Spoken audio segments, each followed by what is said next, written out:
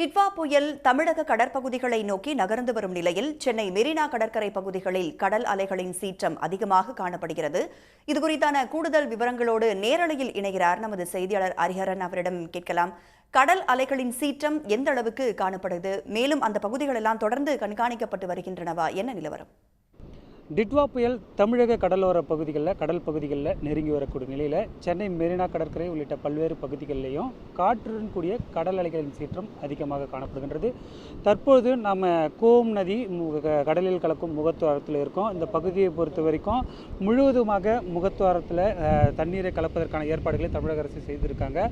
மறுபகுதியில் அப்படியே திரும்பி வந்தோம்னா நம்ம ஒளிப்பதிவாளர் கார்த்திகேயன் அந்த காட்சிகளை தான் காண்பித்து வருகிறார். இந்த பக்கம் முழுவதுமாக வரும்பொழுது முகத்துவாரம் மற்றும் தூண்டில் வளைவு பகுதிகளில் இருக்கக்கூடிய பாறைகள் அதிகமாக அமைக்கப்பட்டிருக்கக்கூடிய அந்த பகுதிகளில் கடல் அலைகள் மோதி சீற்றம் அதிகமாக காணப்படுகின்றது.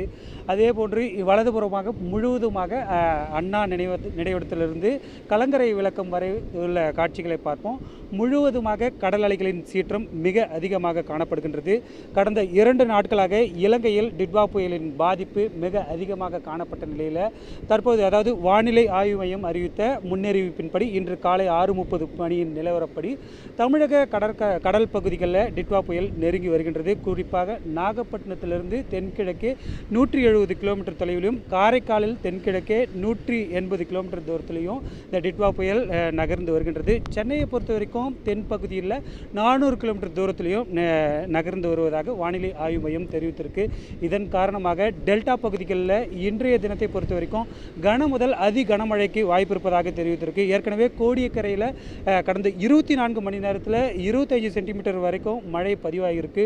சென்னையை பொறுத்த வரைக்கும் இன்று இரவு நேரங்களில் மழைக்கான வாய்ப்பு அதிகமாக காணப்படும் என்றும், கடற்கரை பகுதிகளை பொறுத்த வரைக்கும் இன்றைய தினம் கடல் அலைகளின் சீற்றம் அதிகமாக காணப்படுவதால் கடலோர பகுதிகள் முழுவதுமாக கண்காணிக்கப்பட்டு வருகின்றது. சென்னையை பொறுத்த வரைக்கும் 2 இடங்களில் கட்டுப்பாட்டு மையம் அமைக்கப்பட்டிருக்கு. சென்னை மாநகராட்சி மற்றும் டிசாஸ்டர் மேனேஜ்மெண்ட், தமிழ்நாடு அரசின் டிசாஸ்டர் மேனேஜ்மெண்ட்டில் கட்டுப்பாட்டு மையம் அமைக்கப்பட்டு கண்காணிக்கப்பட்டு வருகின்றது. குறிப்பாக சென்னையை பொறுத்த வரைக்கும் 5 NDRF குழுக்கள் தயார் நிலையில் வைக்கப்பட்டிருக்காங்க. இந்த நிலையில தான் கடல் அலைகளின் சீற்றம் அதிகமாக காணப்பட்டிருக்கக்கூடிய நிலையில் மெரினா கடற்கரை பகுதிகளில் ஒரு சில இடங்களில் மக்கள் கடல் அலைகளை வேடிக்கை பார்ப்பதையும் நம்மால் பார்க்க முடிகின்றது. ஏற்கனவே சென்னை மாநகராட்சி தரப்பில் பொறுத்த வரைக்கும் சென்னையின் பல்வேறு இடங்களில் காற்றின் தாக்கம் அதிகமாக இருக்கும் என்றும், பூங்காக்களில் செல்வதையும் மரத்தின் கீழ் நிற்பதையும் தவிர்க்க வேண்டும் என்றும், கடலோரங்களில் சென்று வேடிக்கை பார்க்கவே தவிர்க்க வேண்டும் என அறிவுறுத்தியிருக்கு. அதே நேரத்தில் அத்தியாவசிய பொருட்களை வாங்கிக் கொள்ள வேண்டும் என சென்னை மாநகராட்சி அறிவித்திருக்கக்கூடிய இந்த நிலையில் டிட்வா புயல் காரணமாக கடல் அலைகளின் சீற்றம் மிக அதிகமாக காணப்படுகின்றது. மேலும் இந்த டிட்வா புயல் சென்னையை நெருங்கும் போது இந்த கடல் அலையின் சீற்றம் அதிகரித்து காணப்படும் என்று தெரிகின்றது. களத்திலிருந்து பல்வேறு தகவல்களை பகிர்ந்து கொண்டமைக்கு நன்றி. உடனுக்குடன் செய்திகளை தெரிந்து கொள்ள சன் நியூஸ் பெல் ஐகானை கிளிக் பண்ணுங்க.